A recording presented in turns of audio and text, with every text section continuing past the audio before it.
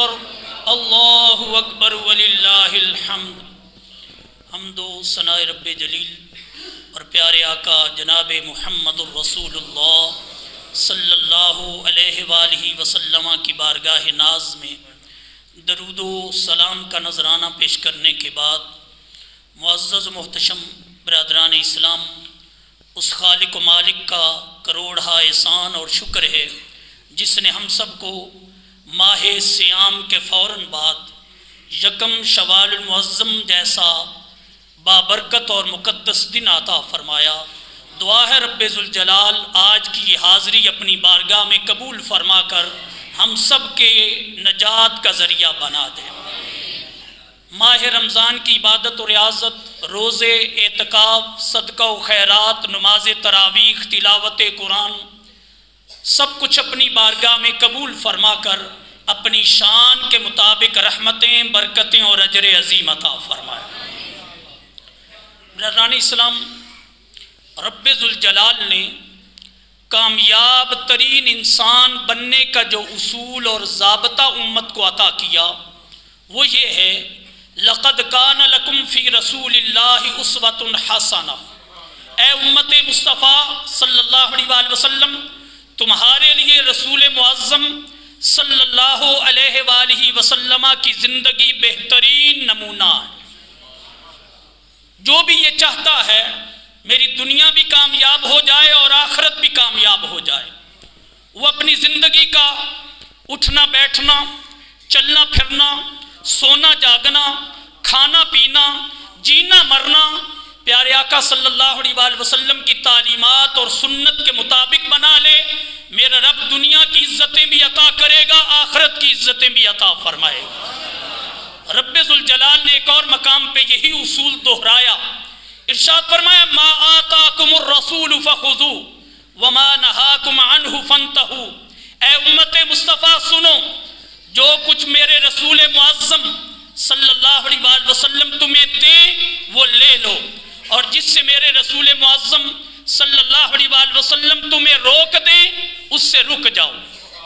گویا کہ اسلام اپنی من مانی خواہشات کا نام نہیں، کامیابی اپنی خواہشات پر چلنے کا نام نہیں، بلکہ کامیابی اس بات میں ہے کہ ہم اپنی خواہشات کو پیارے آقا صلی اللہ علیہ وآلہ وسلم کی تعلیمات کے تابع بنا لیں، میرا رب ہر برکت بھی عطا کرے گا اور کامیابی بھی عطا فرمائے گا۔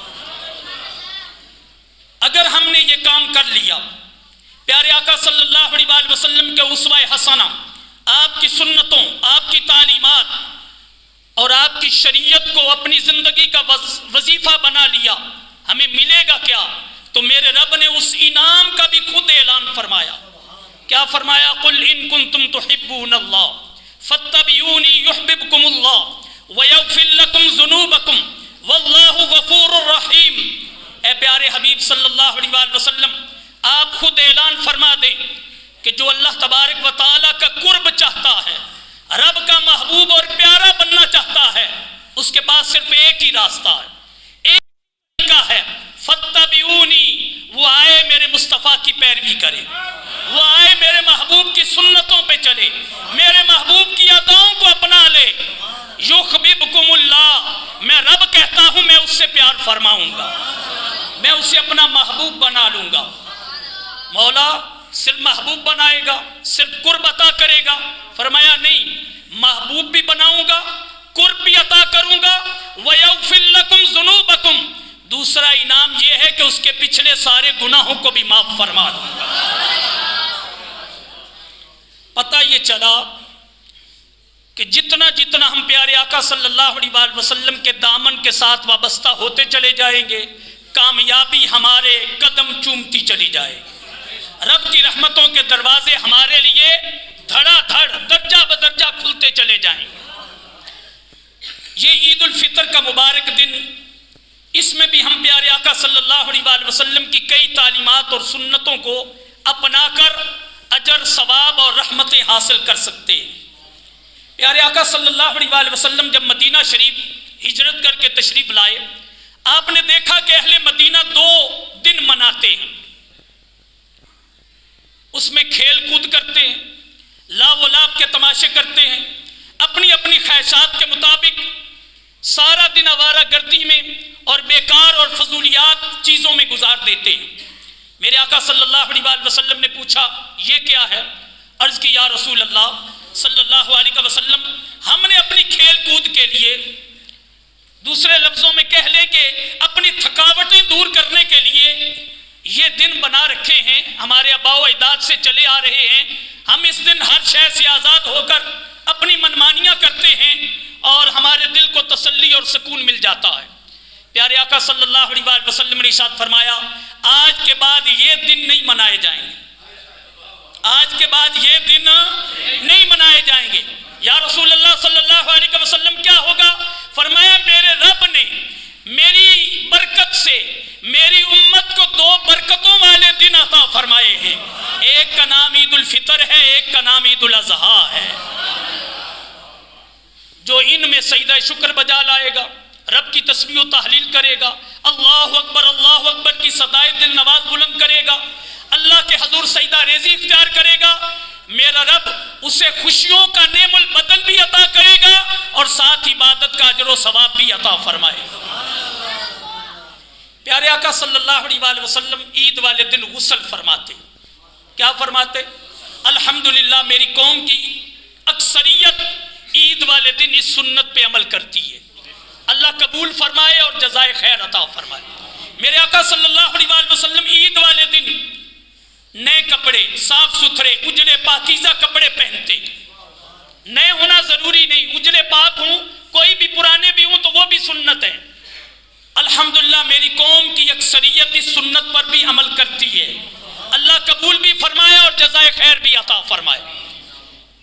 میرے آقا صلی اللہ علیہ وسلم عید والے دن خوشبو استعمال فرماتے، جمعے والے دن خوشبو استعمال فرماتے، آپ بھی میرے آقا صلی اللہ علیہ وسلم خوشبو کثرت سے استعمال کرتے، بالخصوص عید والے دن۔ میری قوم کی اکثریت اس سنت پر بھی عمل کرتی ہے، اللہ قبول فرمائے اور جزائے خیر عطا فرمائے۔ پیارے آقا صلی اللہ علیہ وسلم کی ایک اور سنت مبارکہ یہ تھی، آپ جب عید پڑھنے کے لیے تشریف لاتے تو چھوٹی عید پر، عید الفطر پر، اس سے پہلے کچھ میٹھا کھا کے تشریف لاتے، کھجوریں تاک عدد تناول فرماتے، کوئی میٹھی چیز، کوئی کھیر، کوئی حلوہ، کوئی بھی ایسی چیز استعمال کرتے۔ الحمدللہ ہماری قوم کی اکثریت بھی عید الفطر کے دن کچھ کھا کے مسجد میں آتے ہیں، اللہ اس سنت کو بھی قبول فرمائے اور اس پر جزائے خیر عطا فرمائے۔ اگر محروم ہے تو اس سنت پہ عمل کرنے کی توفیق عطا فرمائے۔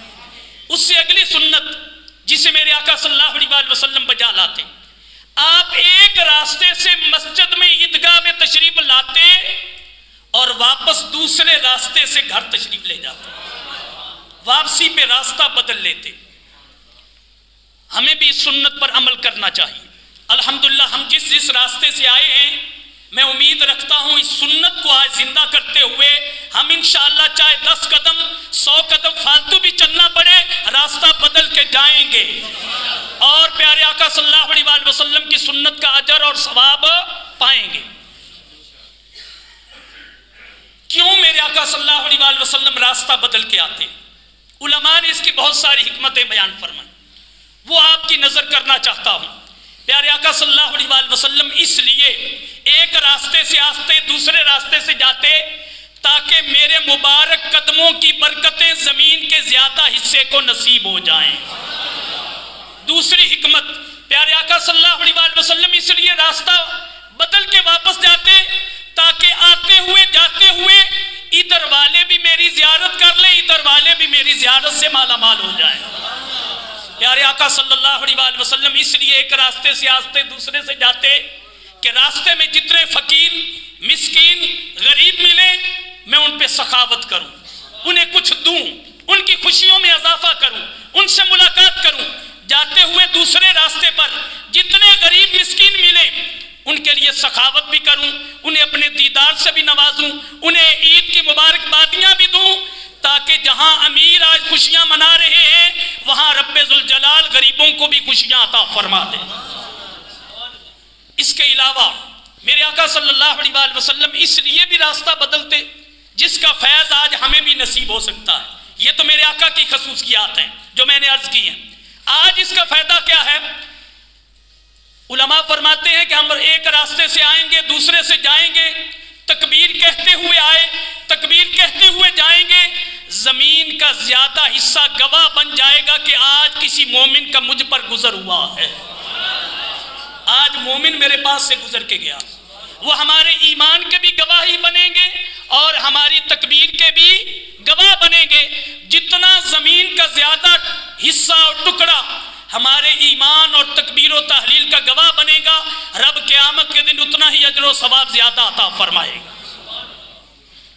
اس سنت پر بھی ہمیں عمل کرنے کی آج کوشش کرنی ہے. اسی طرح پیارے آقا صلی اللہ علیہ وسلم کی ایک اور سنت مبارکہ, آپ عید والے دن قبرستان تشریف لے جاتے. کہاں تشریف لے جاتے؟ قبرستان. ہمارے ہاں بھی اکثر احباب کا معمول ہے کہ وہ فجر کی نماز کے بعد عید سے پہلے قبرستان جاتے ہیں. جو یہ سنت ادا کر کے آئے ہیں اللہ قبول فرمائے اور جزائے خیر عطا فرمائے. جو رہتے ہیں ان کے لیے بھی وقت بڑا پڑا ہے, شام تک ان سے گزارش کروں گا آج وقت نکالیں, قبرستان جائیں, قبر والوں کی زیارت کریں, ماں باپ آبا و اجداد کی قبروں کی زیارت کریں. اس کا بھی ہمیں ثواب اور اجر ملے گا. اور سب سے بڑھ کر قبرستان جائیں گے, تھوڑا وقت وہاں گزاریں گے, ہمیں بھی یہ خیال آئے گا کہ یہ ہمارے آبا و اجداد بھی آباد جہان چھوڑ کر یہاں ویرانے میں آئے, تنہائی میں آئے اور اندھیری کوٹھڑی میں آئے. ہم نے بھی ایک دن آباد دنیا چھوڑ کر یہاں تشریف لانا ہے. یہ خیال ہماری آنے والی زندگی کو پاکیزہ کرے گا. یہ جذبات ہماری آنے والی زندگی میں ہمارے لیے گناہوں سے بچنا آسان ہوگا اور نیکیوں پہ عمل کرنا بھی آسان ہو جائے گا. اس کے علاوہ قبرستان والوں کے لیے بخشش کی دعائیں کریں, درجات کی بلندی کی التجا کریں. جو کچھ ہو سکے پڑھ کے سورہ فاتحہ, سورہ اخلاص, درود شریف, ذکر و فکر. اور بالخصوص یہ بات میں آخر میں بتاتا ہوں لیکن یہیں پہ آ گئی ہے تو سن لیں, میرے آقا صلی اللہ علیہ وسلم نے اپنی امت کو عید کا تحفہ عطا فرمایا. فرمایا کہ جو بندہ 300 مرتبہ سبحان اللہ و بحمدہ, کیا سبحان اللہ و بحمدہ, سبحان اللہ و بحمدہ پڑھ کر سارے مومنوں کو, ساری امت کو ایصال ثواب کرے, میرا رب اس مبارک کلمے کی برکت سے ہر مومن کی قبر میں 1000 انوار داخل فرما دیتا ہے. اور جب یہ بندہ اس دنیا سے جائے گا, پڑھنے والا, دعا کرنے والا, اللہ تعالیٰ اسے بھی سبحان اللہ و بحمدی کی برکت سے قبر میں 1000 انوار سے مالا مال فرمائے گا. جنہوں نے ابھی یہ سنت پوری نہیں کی وہ جب قبرستان جائیں راستے میں یہ پڑھتے ہوئے جائیں, وہاں تھوڑی دیر بیٹھ کر یہ 300 کا ٹارگٹ پورا کریں, سب کے لیے دعا کریں. سارے قبرستان والوں کو بھی رب نور عطا کرے گا, رحمتیں برکتیں عطا کرے گا, اور ساتھ ہمیں بھی فرمان مصطفیٰ کے مطابق میرا رب قبر و حشر میں برکتیں عطا فرمائے گا. اسی طرح یہ جو راستہ آنے اور جانے کے لیے بدلا جاتا ہے, اس میں ایک اور سبب اور وجہ اور برکت وہ یہ ہے, ہم راستہ بدل کے جائیں تو ہم فرشتوں کی دعاؤں کے زیادہ مستفیض ہو جاتے ہیں. فرشتوں کی دعاؤں کا حصہ ہمیں زیادہ ملتا ہے. کیسی دعائیں؟ حدیث مبارکہ سنیے. میرے آقا صلی اللہ علیہ وسلم نے ارشاد فرمایا, جب عید کا دن آتا ہے, یکم شوال المعظم کا سورج طلوع ہوتا ہے, میرا رب ہو کر اپنے فرشتوں سے پوچھتا ہے, اے فرشتوں, ان لوگوں کی کیا جزا ہے, اس مزدور کا کیا بدلہ ہے جس نے اپنا کام مکمل کر لیا, جس نے 30 روزے سارے رکھے ہیں, جس نے رمضان شریف میں فرائض واجبات کی پابندی کی ہے, جس نے رمضان شریف میں روزانہ 20 رکعتیں نماز تراویح ادا کی ہے. جس مزدور نے اپنا کام مکمل کر لیا اس کا کیا بدلہ ہے؟ فرشتے عرض کرتے ہیں, مولا تو بہتر جانتا ہے کہ اس کا بدلہ کیا ہے. رب ذوالجلال کی رحمت جوش میں آتی ہے. میرا مالک ارشاد فرماتا ہے, فرشتوں گواہ ہو جاؤ, آج میں نے امت مصطفیٰ کی بخشش فرما دی ہے, ان کے پچھلے سارے گناہوں کو معاف فرما دیا. ایک اور حدیث مبارکہ میں میرے آقا صلی اللہ علیہ وسلم نے ارشاد فرمایا، یکم شوال المعظم سورج نکلتے ہی فرشتے زمین پہ نازل ہوتے اور ہر گلی ہر بازار کے چوک میں نکر میں کھڑے ہو جاتے ہیں۔ جو لوگ عیدگاہ کی طرف مسجد کی طرف نماز عید کے لیے آتے ہیں انہیں مبارکبادیاں پیش کرتے ہیں، کہتے ہیں مبارک ہو، رب ذوالجلال نے آج تمہیں برکت والا اور بخشش والا دن عطا فرمایا، آج انعام لینے والا دن ہے، آج عیدی وصول کرنے والا دن ہے۔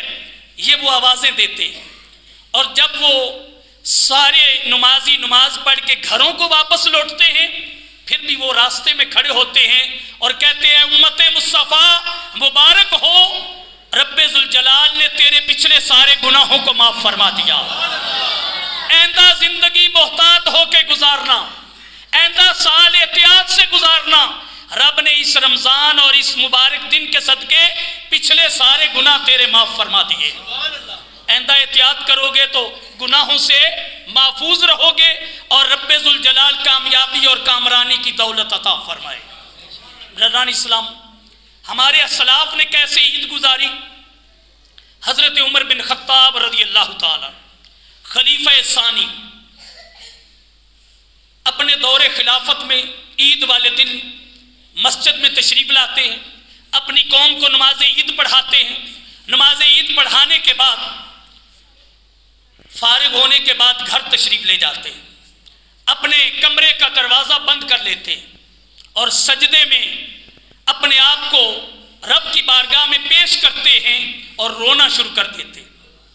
لوگ جاتے ہیں عید ملنے کے لیے، بارگاہ خلیفہ راشد میں دیکھا کہ اندر دروازہ بند ہے اور سسکیوں کی، گریہ ازاری کی اور رونے کی آوازیں آ رہی ہیں۔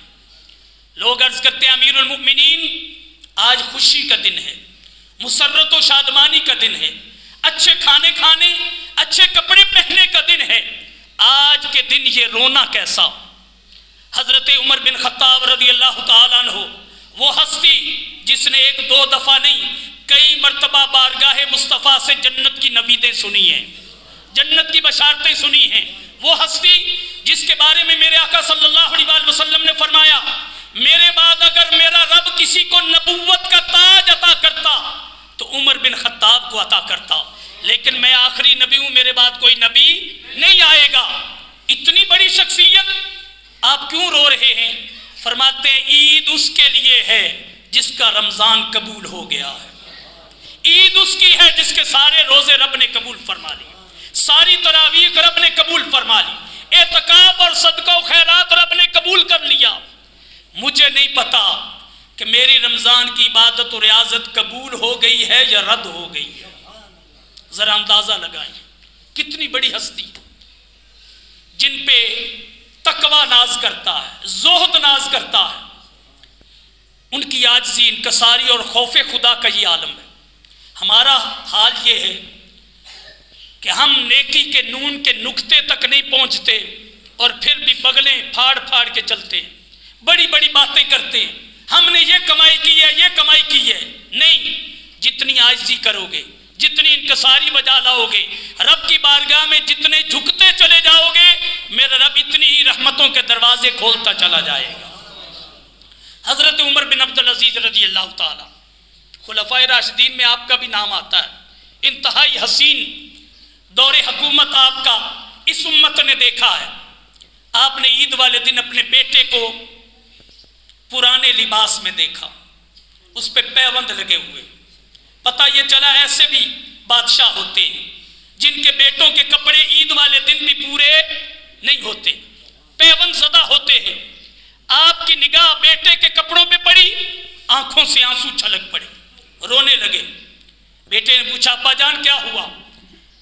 فرمانے لگے بیٹا سارے لوگوں کے بچوں نے نئے کپڑے پہن رکھے ہیں، اچھے کپڑے زیب تن کر رکھے ہیں، مجھے ڈر لگ رہا ہے شاید ان کے کپڑے دیکھ کر تمہارا دل ٹوٹ نہ جائے، والد کے بارے میں تم بدگمان نہ ہو جاؤ۔ آگے سے بیٹا بھی عمر بن عبدالعزیز کی صحبت میں تربیت حاصل کرنے والا تھا، کہنے لگا ابا جان آپ افسوس نہ کریں، آپ رونا چھوڑ دیں، اس لیے کہ اگر آپ رب بھی مجھ سے راضی ہے. مجھے رب کی رضا چاہیے, مجھے رب کی رضا چاہیے, مجھے ماں باپ کی رضا چاہیے, مجھے لوگوں کی نظروں اور باتوں کی کوئی پرواہ نہیں ہے. آج رب کی رضا حاصل کرنے کا دن ہے, رب کو منانے کا دن ہے. حضرت غوث اعظم شیخ عبد القادر جیلانی رضی اللہ تعالیٰ عنہ آپ فرماتے ہیں لوگ کہتے ہیں کل عید کا دن ہے, اچھے کھانے کھائیں گے, اچھے کپڑے پہنیں گے, خوشیوں کا اظہار کریں گے, لیکن عبد القادر جیلانی کی نظر میں عید کا دن وہ دن ہوگا جب یہ اپنا ایمان سلامت لے کر اس دنیا سے جائے گا.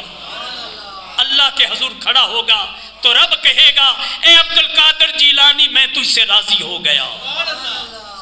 یہ عید کا مفہوم ہمارے اسلاف نے ہمیں سکھایا ہے. لا و لا فضولیات, شریعت کی حدیں پار کرنا, اور آج نمازیں بھی قضا ہو جانا, اور پورے سال کے لیے نمازوں کی چھٹی لے لینا, اور پورے سال کے لیے تلاوت قرآن سے اپنے آپ کو دور کر لینا, پورے سال کے لیے اسلام کو پس پش ڈال دینا, یہ امت مصطفیٰ کا مزاج نہیں ہے. امت مصطفیٰ کا مزاج یہ ہے جیسے انہوں نے رمضان گزارا ہے اسی طرح باقی پورا سال بھی گزارنے کا اہتمام کریں گے.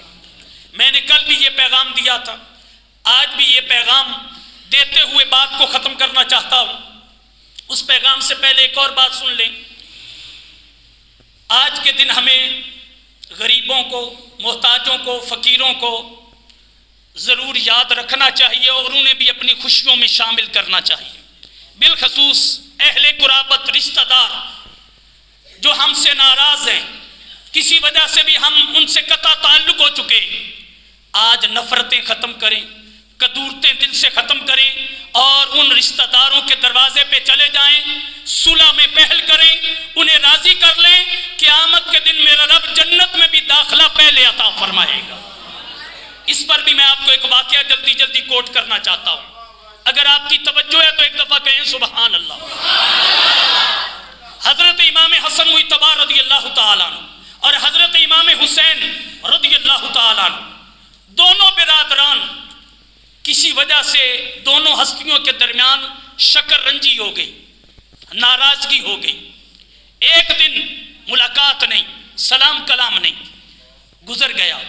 دوسرا دن ملاقات نہیں, سلام و کلام نہیں, گزر گیا.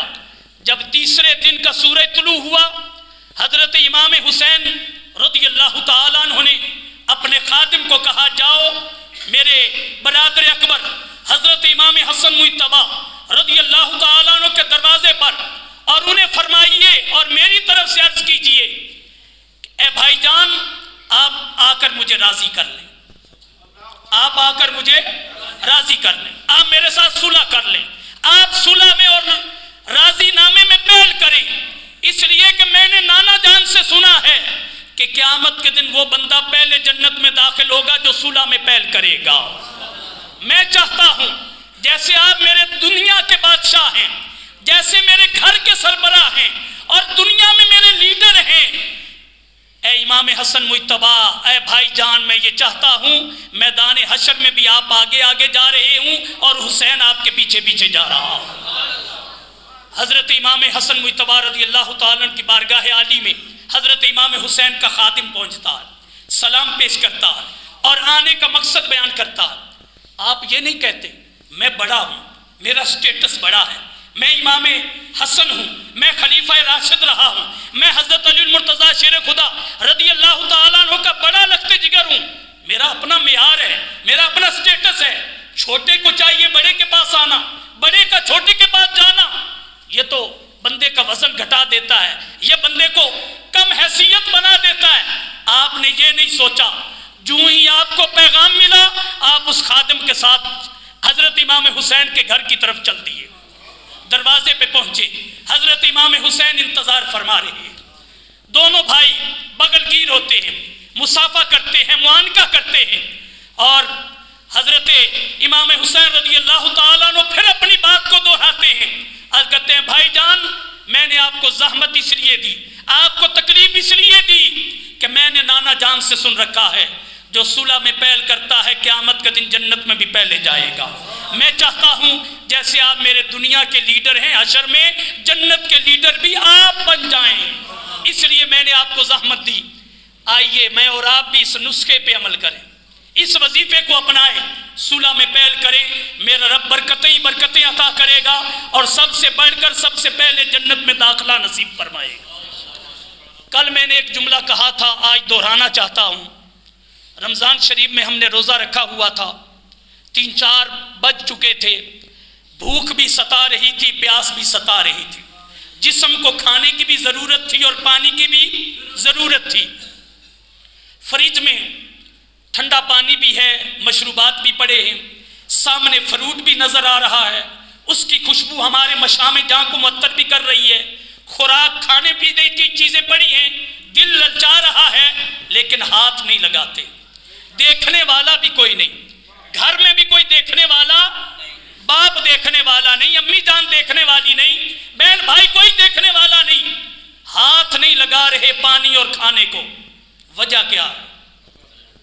سارے بولیں، اس لیے ہاتھ نہیں لگا رہے کہ خدا کے لیے روزہ رکھا ہے، خدا دیکھ رہا ہے، خدا، سارے بولیں خدا دیکھ رہا ہے۔ میری گزارش یہ ہے، اس جملے کو دل کی تختیوں پہ بار بار لکھ لیں اور پکا لکھ لیں، اسے اپنے سینے کے اندر لکھ لیں۔ جب بھی آج سے کوئی غلطی کرنے لگے، کوئی گناہ کرنے لگے، کوئی زیادتی کرنے لگے، کوئی ظلم کرنے لگے، اللہ رسول صلی اللہ علیہ وسلم کی کوئی نافرمانی کا قدم اٹھانے لگے، فوراً خیال آئے رمضان نے سبق دیا ہے، خدا دیکھ رہا ہے۔ اگر یہ سبق یاد ہو گیا تو ساری زندگی کامیاب ہو جائے گی، ساری زندگی تقوی اور پرہیزگاری میں گزرے گی، گناہ سے بچنا بھی آسان ہو جائے گا اور نیکی پہ چلنا بھی۔ اللہ تبارک و تعالی ہمارے یہ الفاظ ٹوٹے پھوٹے، یہ سنتیں، یہ تعلیمات اپنی بارگاہ میں قبول فرمائے اور پوری زندگی عمل کرنے کی توفیق عطا فرمائے۔ کہ محمد سے وفا تو نے تو ہم تیرے ہیں، یہ جہاں چیز ہے کیا لوہو قلم تیرے ہیں۔ نماز عید کا طریقہ سماعت فرما لیں، 2 رکعت نماز عید الفطر واجب، 7-6 زید تکبیروں کے، بندگی اللہ تعالیٰ کی، محترم خانہ کعبہ شریف، پیچھے امام کے اللہ اکبر، تکبیر تحریمہ کے بعد ثنا پڑھیں گے، ثنا کے بعد 3 تکبیریں ہوں گی، پہلے دونوں تکبیروں پر کانوں کو ہاتھ لگا کر نیچے چھوڑ دینے، ساتھ ہم نے بھی تکبیریں کہنی ہیں۔ کل بھی میں نے یہ سبق سکھایا تھا کہ ہمیں بھی پیچھے تکبیریں کہنی ہیں، پہلی دونوں تکبیروں پر کانوں تک ہاتھ اٹھا کر نیچے چھوڑ دینے ہیں، تیسری تکبیر پر کانوں کو ہاتھ لگانے کے بعد ہم نے ناف کے نیچے ہاتھ، قرات ہوگی، رکوع و سجود ہوگا، دوسری رکعت کے لیے کھڑے ہوں گے، پہلے قرات ہوگی، قرات کے بعد 3 تکبیریں ہوں گی، پہلے تینوں تکبیروں پر کانوں کو ہاتھ اٹھا کر نیچے چھوڑ دینے ہیں اور ہمارے ہاتھ نیچے ہوں گے تو چوتھی تکبیر ہوگی رکوع کے لیے، رکوع میں چلے جائیں گے۔ اس کے بعد انشاءاللہ نماز مکمل کرنے کے بعد ہم خطبہ سنیں گے، خطبے کے بعد اجتماعی دعا ہوگی۔ گزارش ہے جہاں اپنے لیے مانگیں اور ضرور مانگیں، اپنے والدین، آباء و اجداد، عزیز و اقارب کے لیے دعائیں کریں، وہاں بالخصوص ملک پاکستان کی سلامتی، ترقی، خوشحالی اور پاکستانی قوم کی خوشحالی کے لیے رب کی بارگاہ میں رو رو کے التجائیں کریں، امت مسلمہ کے لیے دعا کریں، کشمیر فلسطین کی آزادی اور بالخصوص مسجد اقصیٰ کی قبلہ اول کی آزادی کے لیے اللہ کے حضور گڑ گڑا کے دعا کرے۔ امید ہے آج کے اٹھے ہوئے ہاتھ میرا رب ضرور قبول کرے گا اور اس امت کو عظمت رفتہ ضرور عطا فرمائے گا۔ اللہ تبارک و تعالی ہم سب کو زندگی ایمان پر اور اسلام پر گزارنے کی توفیق عطا فرمائے اور موت بھی ایمان اور اسلام پہ نصیب فرمائے۔ وما علیہ الا البلاغ المبین۔